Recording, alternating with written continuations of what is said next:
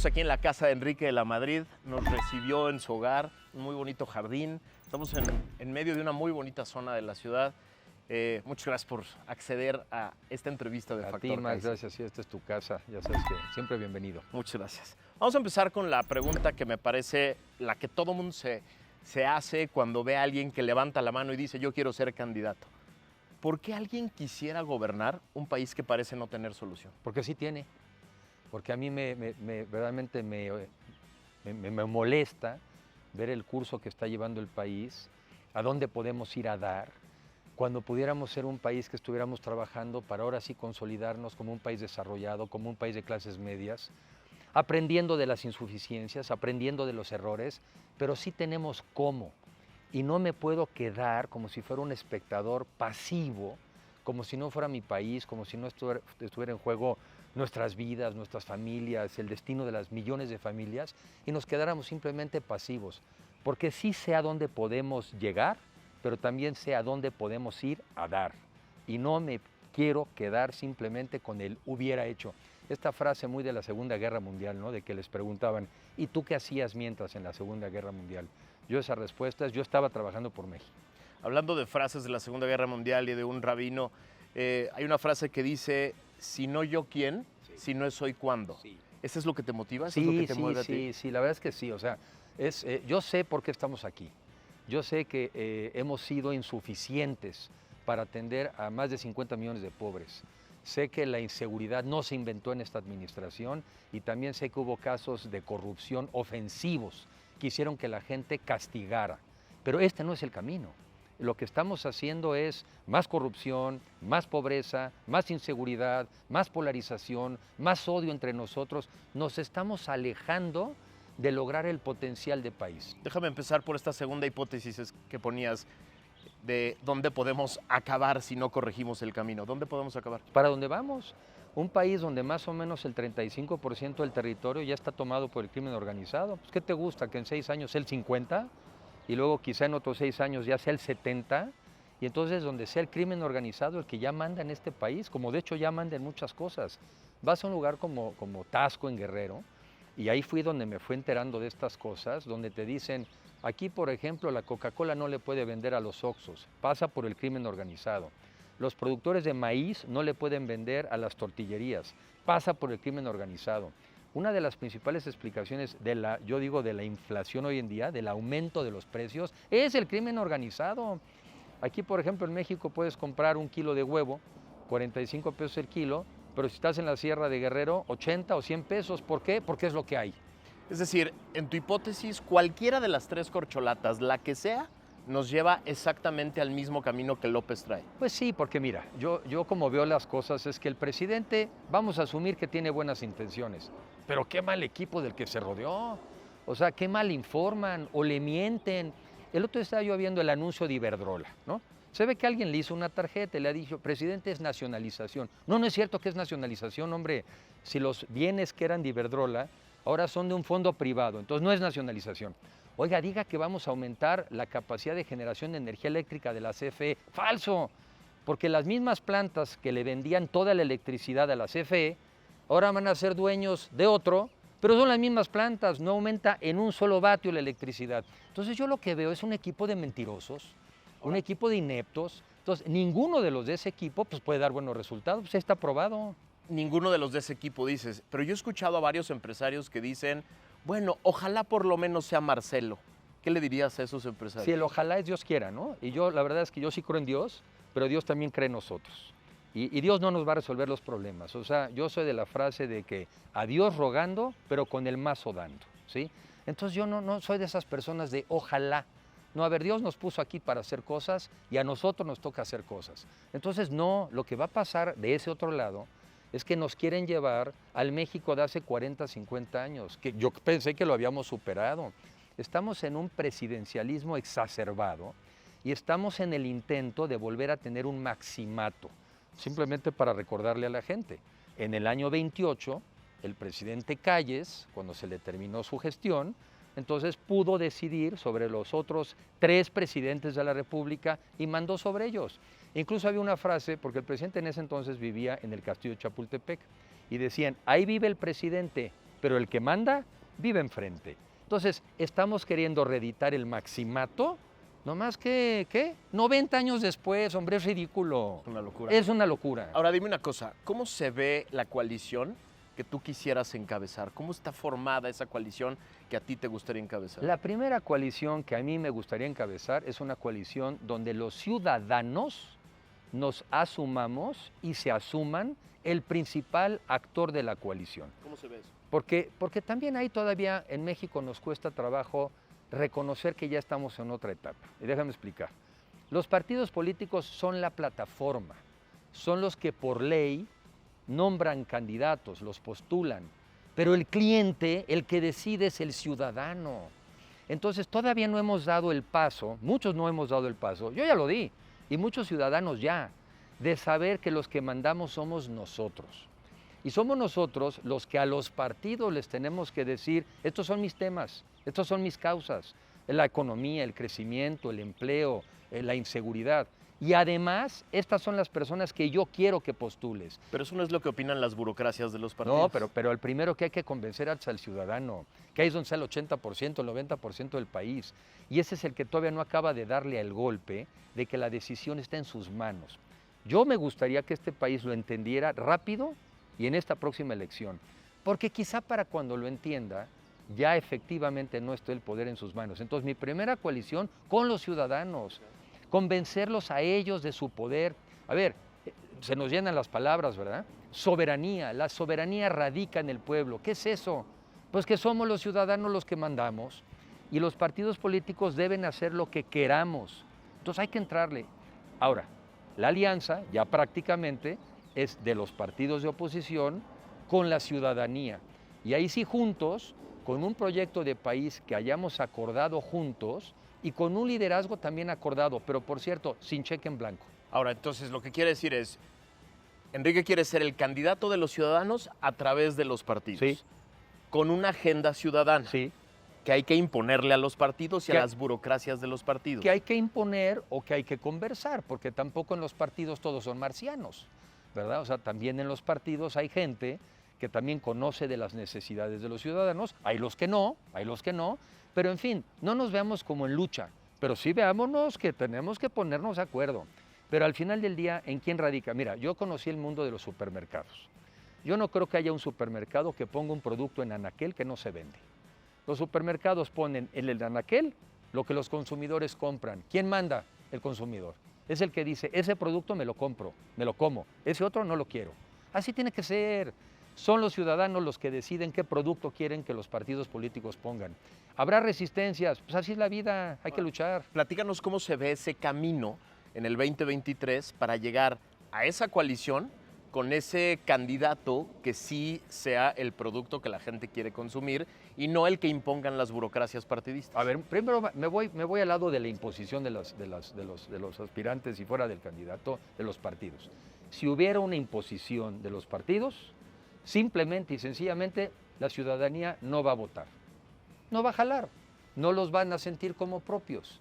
En ese caso, ¿quién va a ganar? Pues va a ganar Morena y sus aliados. Así de sencillo. Si hubiera la intención de imponer a alguien que no sea el que los ciudadanos quieren, una de dos, o porque fuimos muy ineptos o porque alguien trabajó para Morena. Bueno, pero nosotros no estamos aquí nada más para ver. A veces siento que todavía en México muchas personas creen que están en un estadio, ¿verdad? Viendo un partido de fútbol. O incluso si estuvieran en el Coliseo Romano, creen que están echando porras y no se dan cuenta que lo que nos estamos jugando es la vida en el juego y que lo que estamos jugándonos es el país. No somos espectadores, somos jugadores todos. ¿Cómo te pueden ayudar los ciudadanos en este proceso interno para llegar a una candidatura? O sea, ¿cuál es el camino para involucrarlos en esta discusión antes de la candidatura? A ver, varias cosas. En el caso, digamos, personal, pues ya empezar, primero quitarse estas frases odiosas, ¿verdad? Que son además son bastante ofensivas de, pues no hay oposición. Y yo les digo, no hay oposición. Y entonces, ¿tú qué eres? ¿Tú estás de acuerdo con el gobierno actual? No. Ah, pues eres de oposición, te informo. Primera, quitarnos estas frasecitas que no sirven de nada y van generando una sensación de no hay nada que hacer. Lo segundo, que también es bastante ofensiva, es no vemos a nadie. No, es que están buscando mal. Están buscando un caudillo y por lo mismo no lo ven. Pero no seamos esquizofrénicos. No te gusta un caudillo, ¿Y crees que necesitas un caudillo para combatir? No, hombre, no es, ese no es. Lo que necesitamos son muchos liderazgos. Y lo que necesitamos es un México de ciudadanos. Yo escribí ya 2 artículos del Universal y los voy a volver a resumir. Yo ya puse también 10 recomendaciones a los ciudadanos, porque mucha gente me dice, ¿qué hacemos para parar el deterioro? Un poco basado también en este libro sobre la tiranía. ¿Qué tenemos que hacer? Lo primero, alzar la voz y ser valientes. También me encanta esta actitud, es que no vemos a los partidos hacer nada. ¿Y tú qué estás haciendo? No, bueno, le toca a los partidos. Qué padre, ¿no? O sea, que los de enfrente se la jueguen y tú aquí tranquilo. Todos tenemos que alzar la voz. Y en mi caso, si las ideas que yo estoy proponiendo gustan, te hacen sentido, difúndelas. ¿Qué le dices a esas personas? A mí me lo han dicho varias veces. Es que no es una candidatura de ideas, no es un momento, hay que ganarle a Morena. ¿Qué le dices a aquellos que no les gusta hablar de ideas, de conceptos, de proyectos? No, a ver, yo creo que incluso cuando alguien dice hay que ganarle a Morena, yo como lo entiendo, y así veo yo la vida, es que no es un combate contra personas, es un combate entre ideas. En México es un combate entre ideas, y déjame ponerlo así. En el lado de Morena y de sus aliados, la idea es que el gobierno es mucho mejor que el sector privado, que por eso el gobierno tiene que tener a Pemex, a la CFE, a empresas de aviación, a empresas de gas, a las de litio. Entonces, la idea del gobierno es el particular no sirve, solo el gobernante funciona. Otra idea, no necesitamos democracia, pues para esto estoy yo, dirían ellos, yo sé todo. Esa es una idea. De este otro lado, es un combate de ideas. Yo sí creo en el sector privado, en el sector productivo en el sentido amplio. Si vas a un tianguis, ¿qué está haciendo el vendedor del tianguis? Es un empresario. Está vendiendo pollo, está vendiendo dulces, está vendiendo joyos. Es un empresario. Está ejerciendo su derecho. ¿En qué creo? En la libertad de expresión, de pensamiento. ¿En qué creemos? En la democracia. Entonces, no. Es un debate de ideas y que están representados por partidos políticos. Entonces, cuando a la gente dice se trata de sacar a Morena, en el fondo lo que yo interpreto es sacar esas malas ideas que a México no lo van a llevar a ningún lugar. La política es de ideas. Ahora, en este mundo en el que los populismos están invadiendo las democracias liberales, funciona re bien para el populista decir yo te resuelvo todo, ¿no? Y es una plataforma muy difícil de empujar para un político, la de necesito de todos, necesito corresponsabilidad. Vende más el yo te ayudo, yo te regalo, yo te resuelvo, yo te doy dinero, que le tenemos que entrar todos. ¿Cómo le haces para convencer a la gente de participar en esta idea de no hay varitas mágicas? Bueno, a ver, primero por los resultados. Yo no volveré a subir, no sé si ya Luis a redes hoy o no, pero por ejemplo, el crecimiento de la economía de México en estos últimos 4 años es casi menos 1%. Entonces unas personas dicen, pero qué tipo tan ignorante, que no supo que hubo COVID, que no se enteró que es por el COVID. Yo, sí, tiene razón. No más que en Colombia con el mismo COVID creció 14% en estos 4 años. No más que en el mundo con el mismo COVID crecieron 9%. A México nos han dado 2 virus. Nos ha dado el COVID y la 4T. Y no más que contra la 4T todavía no tenemos vacuna. Pero entonces no es cierto que México va mal nada más porque hubo COVID.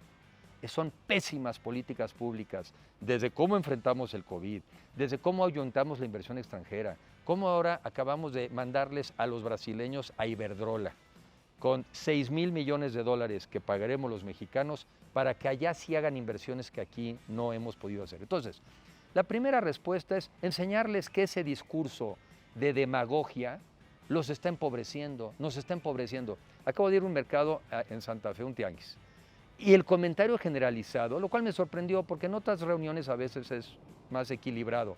Todos me decían, no se vende, ya viene la gente, da vueltas, pero no vendemos, no hay poder adquisitivo. A ver, se está muriendo la gente porque no hay medicinas, la gente no los atiende en hospitales, tenemos ya 150,000 homicidios. Entonces la primera respuesta es, creo en tu inteligencia y creo que te puedes dar cuenta que no fue el modelo que te ofrecieron. Ahora, no te estoy diciendo que te vengo a hacer que tú hagas mi tarea. Lo que sí te vengo a decir es que tenemos que ir juntos para resolver nuestros problemas. Sí, a ver, yo uso una frase últimamente, contra las mentiras, la verdad. A ver, contra las mentiras, la verdad.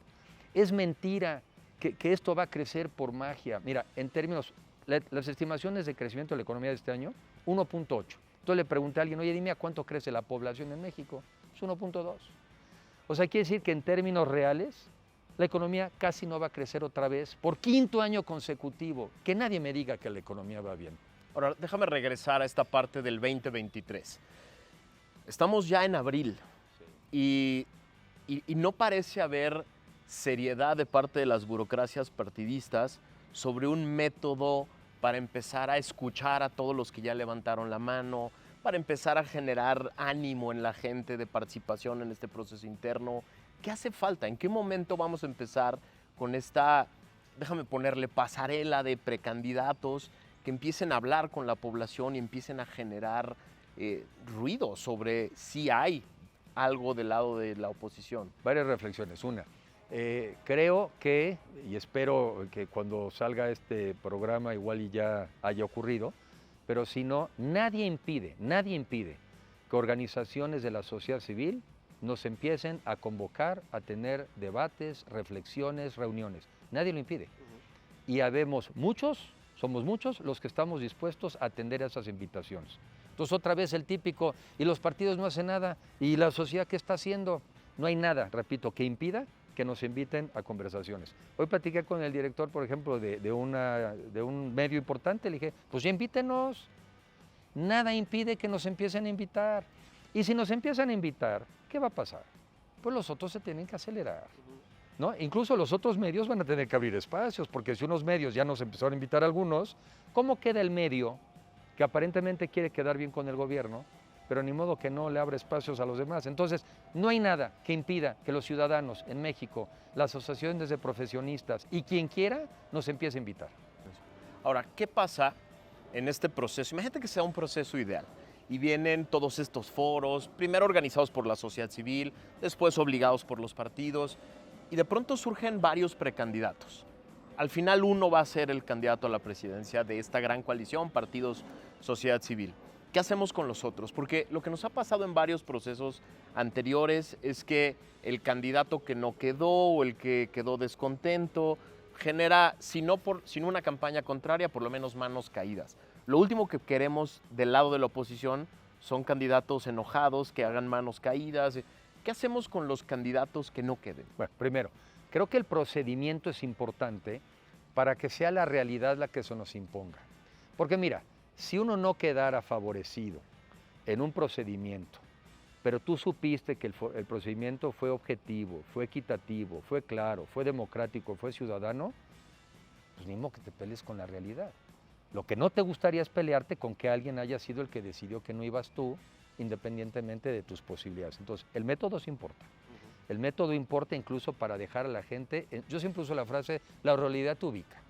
Todos tenemos expectativas y todos pensamos que podemos tener muchas fortalezas y seguidores. La realidad te ubica. Segundo, creo que tenemos un compromiso real, yo lo tengo, de construir no una alianza electoral, un gobierno de coalición. Yo creo que en México podemos dar un salto. Fíjate qué salto podemos dar. De estos extertores del presidencialismo, haz de cuenta que estamos viviendo la muerte del presidencialismo exacerbado en México. Es lo que estamos viviendo. Ya es que cuando alguien se va a morir, de repente como que agarra fuerza y luego se va. Estamos viviendo eso. Los extertores del presidencialismo mexicano. Bueno, pero ¿y qué viene después? Viene un gobierno de coalición. En muchos países, la manera como han salido de sus crisis son cogobiernos en donde todos o la gran mayoría dice, vamos juntos. Han sido casos extremos algunos de ellos. Uruguay, para salir de dictaduras. Chile, para salir de la dictadura.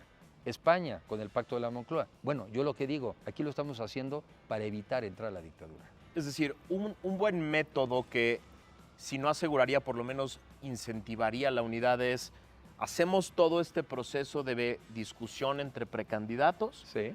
hacemos un buen método en el que todos estemos de acuerdo, todo mundo acepta el resultado y después quienes no quedaron forman el gabinete, Sí. forman el gobierno. Claro que sí.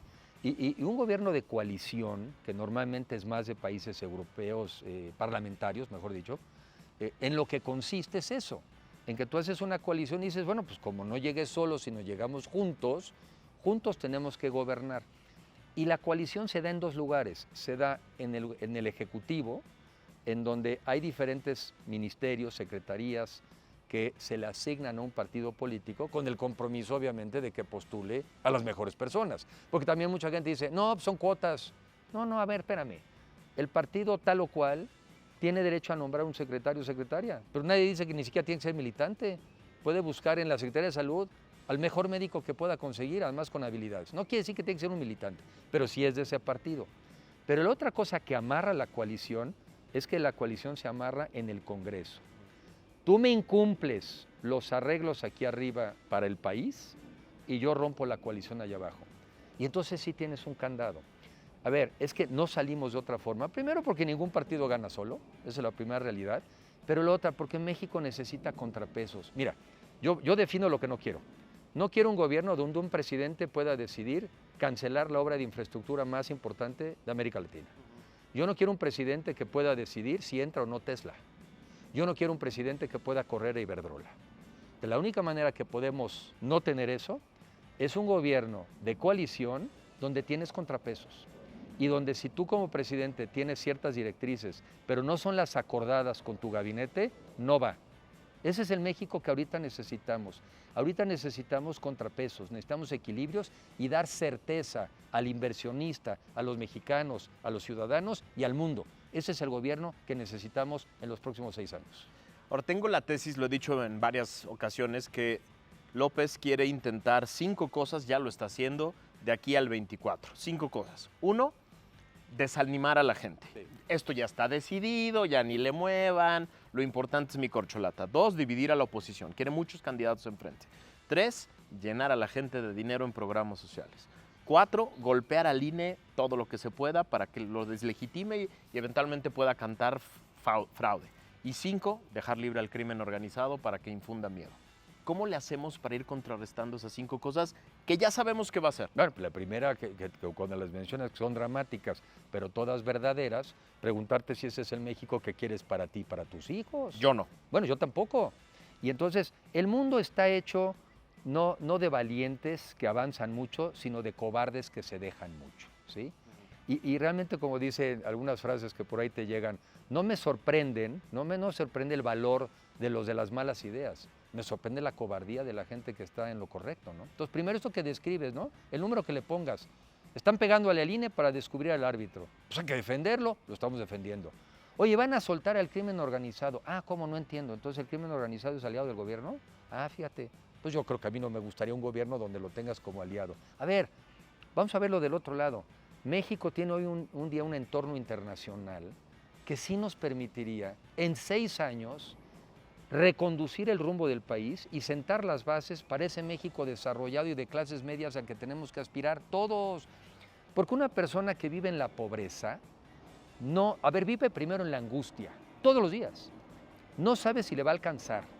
No se puede dar el lujo de enfermarse. Mira, ahora que voy a estos tianguis, se paran a las 2 de la mañana, a las 4 están en la central de abastos, a las 7 están poniendo ya el puesto, a las 7 de la noche llegan a su casa para al día siguiente hacer lo mismo y así hacerlo prácticamente 7 días de la semana.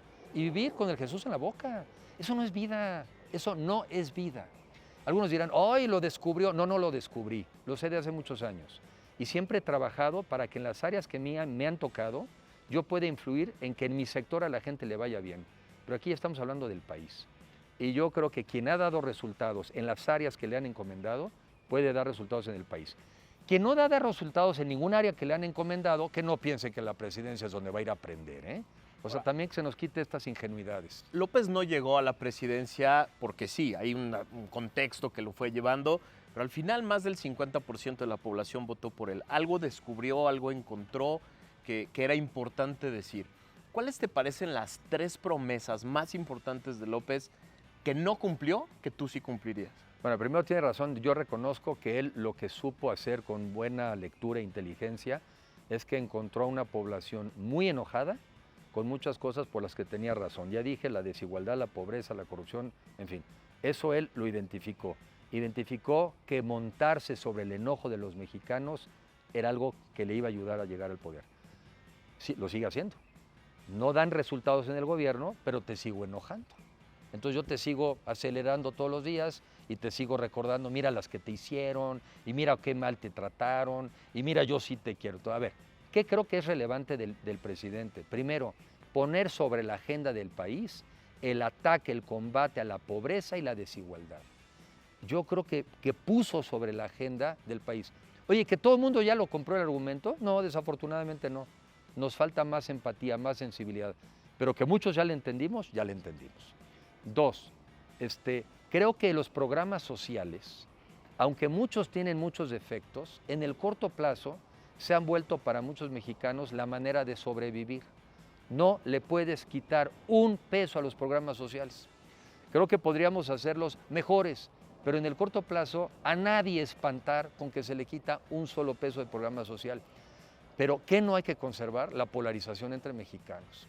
A ver, si tú y yo estamos aquí peleándonos todo el día, ¿a qué horas nos ponemos de acuerdo para hacer la entrevista? Si los mexicanos estamos peleando entre nosotros, ¿a qué hora nos ponemos de acuerdo para traer inversiones, para generar empleos, para capacitarnos? Entonces, tenemos que quitarnos este ambiente de polarización, pero yo reconocer que el México que por lo menos hasta el momento llegamos, no es justo, no es equitativo, no es parejo, pero no tiene por qué ser así. Ahora, déjame hablar de ti. El apellido y haber estado en el gobierno de Peña Nieto, ¿son cosas que suman o cosas que restan y tienes que explicar? A ver, yo sé que me pegan sobre todo en el apellido, primero porque se ve que no me han encontrado de otra. Sí, pues es la primera, ¿no? Pues si todo el día están pegando, además el gran argumento súper inteligente es, mira cómo fue su papá hace 40 años. Bueno, primero, la mitad de los mexicanos tiene 29 años, o sea, no saben ni quién es mi papá, ¿sí? Primero. Pero entonces eso habla de que pues, conmigo no han podido, se van estas historias. A mí el apellido, a ver, primero, este soy yo. Yo vengo de una familia, no solamente de mi padre, una familia, estoy escribiendo un libro, saldrá próximamente, una familia que viene de Colima. A mi papá le mataron a su papá, ¿sí? Lo mató una persona, mi abuelo era notario, abogado, defendía temas de productores rurales, y una de las personas que se sintió afectado fue a su oficina, se hizo de un pleito, lo mató de balazos en la cara. Entonces, esta idea que también quieren algunos manejar es que nació en Pañales y nació en Los Pinos. No, yo no nací en Los Pinos. Yo llegué a Los Pinos de 20 años. Ya llegué formadito. Ya llegué con una visión de país. Y mi visión sí es de un crecimiento de alguien de clases medias. Yo vengo de un México en donde en la generación de mi papá, cuando luchabas, salías adelante, sacabas una licenciatura, te cambiaba la vida. Ese México hoy ya no existe. Pero yo vengo de esa cultura del esfuerzo, porque el esfuerzo, sostengo, no es algo que hace solamente el que tiene necesidades. También el esfuerzo es algo que hacemos quienes aprendimos que así ayudas y sirves. Y yo trabajo todos los días y todos los días estoy pensando qué puedo hacer, en este caso, para ayudarle a mi país. Entonces, esa es una. Trabajé en el gobierno del presidente Peña, sí, en dos áreas en donde las dos di muy buenos resultados. El Banco Nacional de Comercio Exterior, que además me permitió conocer este México exitoso, el México de las exportaciones, la automotriz, los refrigeradores, pero también los berries, los tomates. Conozco el México ganador y el chiste es cómo ponemos ese México ganador también del centro al sur del país. Porque del centro al norte del país es un México que está integrado al mundo, pero no hemos podido integrar al otro. Y en la Secretaría de Turismo, en el año 2017, fuimos el 6º país más visitado del mundo. Entonces yo respondo, en lo que me han encargado, yo he dado resultados, independientemente del gobierno del que he formado parte. Fui también parte del gobierno del presidente Calderón, fui director de la Financiera Rural, conocí el campo ahí, conocí también esta pluralidad del campo exitoso, el exportador y el ganador, pero también el del minifundio, el de la pobreza. Entonces, yo invito a los mexicanos a que analicemos a las personas por sus resultados, por su perfil, y quitémonos de generalizaciones, porque como dice un libro, el que generaliza deja de pensar. Mira, todos los que vienen de negro son, todos los que usan una camisa azul son, el que generaliza deja de pensar. Y no hay que dejar de pensar, ¿eh? Y siempre se equivoca. Una vez mis abuelos me platicaron, muy impresionados, un domingo que siempre comíamos en casa de mis abuelos, que acababan de ver a tus padres en misa, sin aparente seguridad, caminando tranquilo, se le acercaron varias personas. Mi abuelo venía muy impactado porque tenía un par de años de haber acabado el sexenio. ¿Tú crees que López va a poder caminar en la calle a partir de 24 tranquilamente? Pues si sigue así, hay una mitad de mexicanos, cuando menos un poco más, que si lo sigue polarizando, no se da cuenta que la polarización no solamente fortalece a su base, sino fortalece a sus enemigos. Y a mí me parece que está llevando las cosas a un extremo donde sí bien le pudiera pasar que no pudiera vivir en el país. Una de las cosas que mucha gente no entiende en el México de hoy, una de las cosas que mi papá pudo hacer fue vivir en su país. Y entre otras cosas lo pudo hacer al salir del gobierno porque tuvo la fama de una persona honorable y honesta. Cada quien podrá interpretar si la crisis económica, el petróleo, la inflación, pero sobre su persona, el juicio de la historia es que él pudo vivir y morir en su país. Y él lo tenía muy claro, ¿eh? Él tenía muy claro que al final del día esa iba a ser su única compensación. Afortunadamente no fue la única, porque después a muchos lugares donde iba, llegaba a un restaurante, la gente se paraba, lo saludaba, lo aplaudía, lo respetaba. Mira, hoy en día en México, que como funcionario público o exfuncionario te respeten, es a lo más a lo que puedes aspirar. ¿Cuáles son las 3 cosas que aprendiste de él allá dentro de Los Pinos, en esos 6 años, los 3 principios más importantes que te dejó experimentarlo allá adentro? A ver, yo vi 2 cosas que aprendí ahí y que por eso las he ejercido conmigo mismo. Él pudo llegar a ser presidente siendo en México una persona honesta y capaz. No se acomodó, no cambió. Como fue, llegó. Honesto y capaz. Y la otra, muy responsable. O sea, él no andaba buscándole echarle la culpa al pasado, los que me hicieron, no me salen las cosas. Porque en la vida hay que ser responsable. Respondes de las cosas que como te las entregaron y respondes de tus actos, honesto, capaz y responsable. ¿Y sabes qué tenía por decir una cuarta? Era súper aterrizada. Era una persona muy sencilla, era una persona muy modesta, en el sentido de saber que estaba cumpliendo una etapa de su vida, dio todo lo que pudo esos años, pero después sabía que esto se acababa y regresábamos todos a la normalidad. Yo eso lo aprendí. Y así me ha pasado, o sea, yo estuve, sí, fui hijo de una familia de un presidente, pero después bajé. Y a partir de trabajo, de tesón, de disciplina, aquí estoy. Se habla poco de tu madre, pero yo me acuerdo que siempre se hablaba de ella, sobre todo después, como una de las primeras damas más respetables, más elegantes. ¿Qué aprendiste de ella? Pues eso, también, que en ese sentido eran muy parecidos. Mi mamá era de una persona, digamos, de una formación académica más sencilla, porque era todavía México, ¿no? Más tradicional, la mujer más bien un poco más la aspiración a formar parte de una familia, pero después tuvo la enorme capacidad de adaptarse, porque se casó con un joven que después fue creciendo su carrera política y llegó a ser presidente. Y mi mamá fue creciendo con él y se fue sofisticando y se fue preparando y supo hacer 2 cosas a la vez. Ser una primera dama, a mi juicio ejemplar, y al mismo tiempo nunca dejó de ser madre. La verdad, un enorme talento de adaptación, de sacar coraje y un ejemplo. En ese sentido, ¿qué le has prometido a tu familia? ¿Qué le prometiste antes de levantar la mano a tu familia para poder ser candidato y tener su apoyo? A ver, no les he prometido nada porque ya me han visto en esta carrera desde hace mucho tiempo. Yo creo que ellos entienden que la lucha que estoy dando más bien es por ellos. Digo, yo me considero todavía con mis años por delante, pero tengo 60. A mí lo que me preocupa es que nuestros jóvenes de 29 y menos años no tengan futuro en México.